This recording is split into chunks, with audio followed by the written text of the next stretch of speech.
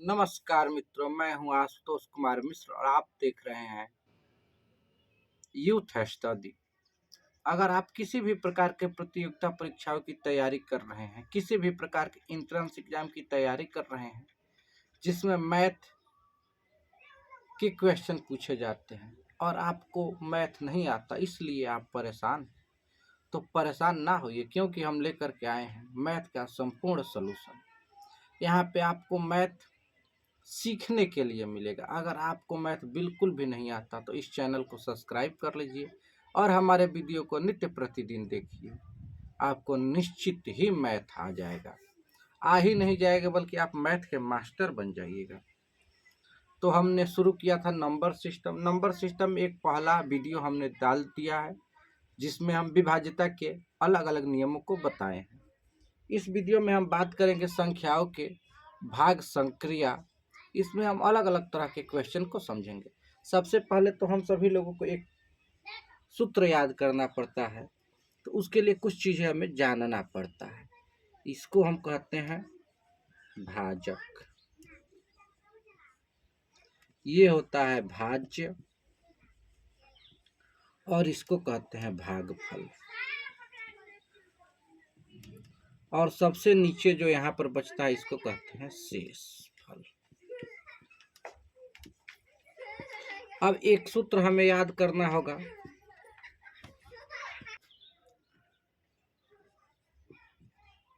भाज्य बराबर होता है भाजक गुने भागफल प्लस शेष। सिर्फ हमें यही एक सूत्र याद रहे तो बाकी सूत्र को याद करने की जरूरत नहीं लगता, क्योंकि हम उसको निकाल सकते। जैसे मान लीजिए कि अगर भाजक हमें ज्ञात करना हो तो बराबर क्या हो जाएगा, भाज्य माइनस शेष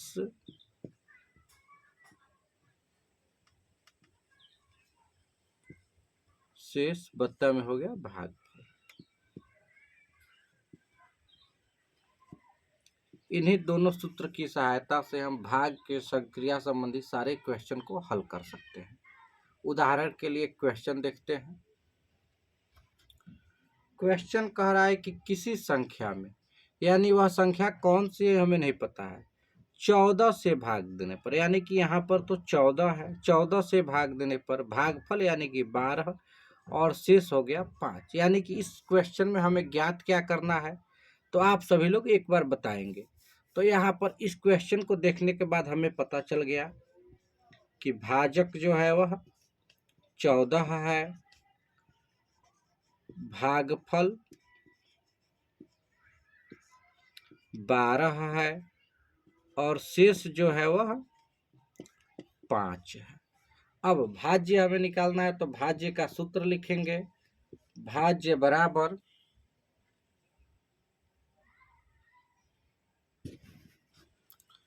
बराबर होता है, अभी हमने बताया था, भाजक गुणे भागफल प्लस शेष। तो अब क्वेश्चन को हल करते हैं। भाजक जो है 14 गुने हो गया 12 प्लस शेष यानी कि 5। 14 में 12 से गुणा कर लीजिए, तो 12 चौको 48 और 12 कम 12 4 16 प्लस हो गया 5, यानी आंसर हो गया हमारा 173। वह संख्या कितना है, तो यही है, ये हो गया हमारा आंसर। इसी में का एक क्वेश्चन और आता है जिसमें भाजक ज्ञात करना होता है, तो उस क्वेश्चन को भी हम लोग देखते हैं कि वह क्वेश्चन कैसे होता है। अगला क्वेश्चन देखिएगा ध्यान से। कह रहा है कि 1043 को किसी संख्या से भाग देने पर भागफल 11 शेषफल 20 प्राप्त होता है, तो वह संख्या ज्ञात करें। अब यहाँ पे यह भी पूछ सकता है, तो वह संख्या ज्ञात करे या भाजक ज्ञात करे, दोनों में कुछ भी पूछे, आपको सिंपल सा क्या करना है, भाजक ही ज्ञात करना है। अब भाजक बराबर क्या होता है, तो सूत्र को हम लिखते हैं। भाजक बराबर भाज्य माइनस शेष और बत्ता में क्या होता है भागफल। अब जो है वह संख्या है 1043 में से घटा दिए हम 20 को, भागफल 11 है, लिख लिए। अब इसको जब हम घटाएंगे तो आ जाएगा 1022 बत्ता 11।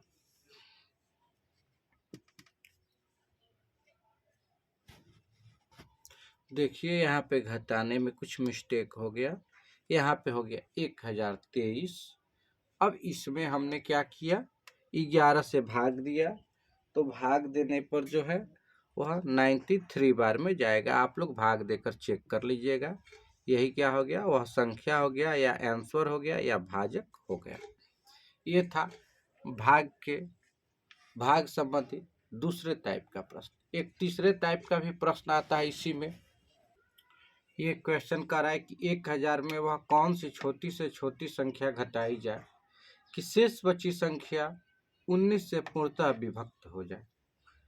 तो इसमें हमें कुछ नहीं करना होता है। सबसे पहले तो हम भाग देकर के यही चेक करेंगे कि क्या 1000 जो है वह 19 से विभक्त है कि नहीं है। तो यहाँ पर लिख लीजिए 1000 और यहाँ पर कर लीजिए 19 और अब दीजिए भाग, तो 5 बार में गया, यहाँ पे आया 5 और 0। अब देखिए कितनी बार में जाएगा, तो 2 बार में ले जा रहे हैं, तो यहाँ पर जो शेष बच गया वह हो गया 2 और यहाँ पे हो गया 1।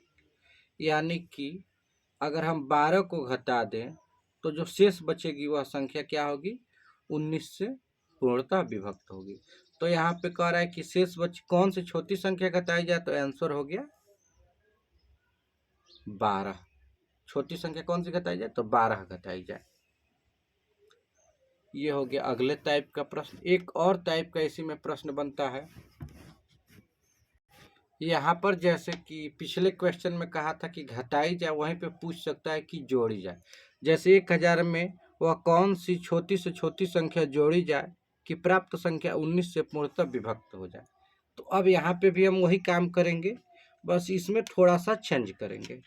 जैसे 1000 को लिख लिए और इसमें 19 से भाग देंगे। जब भी कभी हमें ऐसा क्वेश्चन आएगा तो भाग दिए, तो 5 बार में गया था, यहाँ पे हो गया 5 और 0। अब यहाँ पर क्या हुआ 2 बार में गया, यहाँ पर हो गया 12।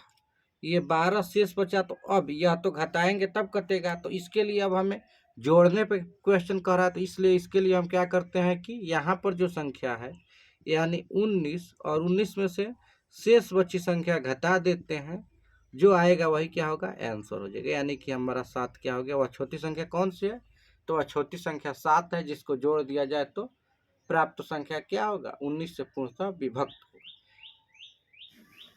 अगले टाइप के प्रश्न में यह कहता है कि 4 अंकों की छोटी से 4 अंकों की बड़ी से बड़ी संख्या ज्ञात करें जो 19 से पूर्णतः विभक्त। तो इसके लिए हम क्या करेंगे, सबसे पहले तो 4 अंकों की बड़ी संख्या यानी कि 4 बार 9 को लिख लेंगे। 4 अंकों की चूंकि बड़ी संख्या 9999 होता है, इसमें क्या करेंगे 19 से भाग देंगे और देखेंगे कि क्या यह संख्या 19 से कट रहा है कि नहीं कट रहा है।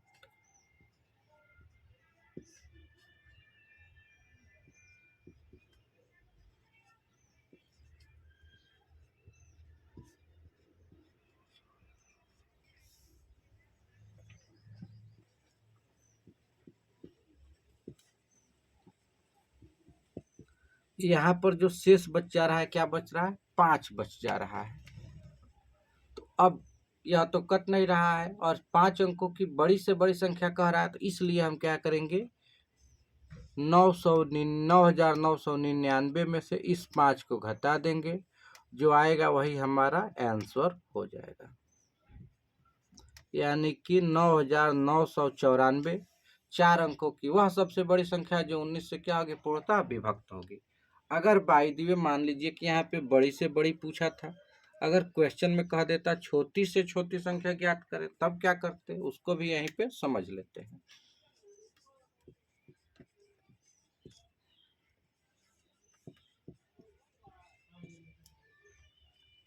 इसके लिए हमें कुछ नहीं करना है। इसमें भी हम सबसे पहले 4 अंकों की छोटी से छोटी संख्या लिखेंगे और भाग देंगे।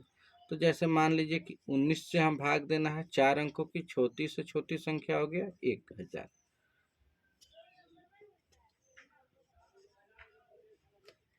अब इसमें हम लोग भाग देते हैं तो 19 पच्चे 95, यहाँ पर आ गया 5 और ये कट गया, यहाँ पे 0, 19 दूना 38, यहाँ पर हुआ 2 और यहाँ पे हो गया 1। अब आप सभी लोग सोच रहे होंगे कि 1000 में से हम अगर 12 को घटा दें तो क्या होगा, हमें वह संख्या प्राप्त हो जाएगा जो कि 19 से पूर्णतः विभक्त होगा। ऐसा वास्तव में प्राप्त भी होगा, लेकिन जब हम घटाएंगे तो क्या पाएंगे कि घटाने पे जो संख्या प्राप्त हो रहा है वह 4 अंकों की संख्या न होके वह 3 अंकों की संख्या बन जा रहा है। लेकिन हमारे क्वेश्चन में तो 3 अंकों की संख्या पूछा नहीं है, पूछा कितने अंकों का है, 4 अंकों का है। इसलिए हम यहाँ पे क्या करेंगे, 1000 लिखेंगे प्लस यहाँ पे कोष्ट में करेंगे 19 माइनस 12। अब 1000 और इसमें क्या करेंगे, इन दोनों को घटाने पे जो आएगा उसको जोड़ देंगे, यानी कि हो गया 1007। यही हमारा क्या हो गया, आंसर हो गया। ये था एक तीसरे टाइप का प्रश्न। इस वीडियो में इतना ही, फिर मिलते हैं अगले वीडियो में जिसमें हम भाग के संबंध 1-2 और प्रश्न को पढ़ेंगे और फिर अगला टॉपिक की शुरुआत करेंगे। तब तक के लिए नमस्कार। अगर आपको किसी भी प्रकार का कोई कन्फ्यूजन रह जा रहा है तो आप कमेंट करके पूछ सकते हैं।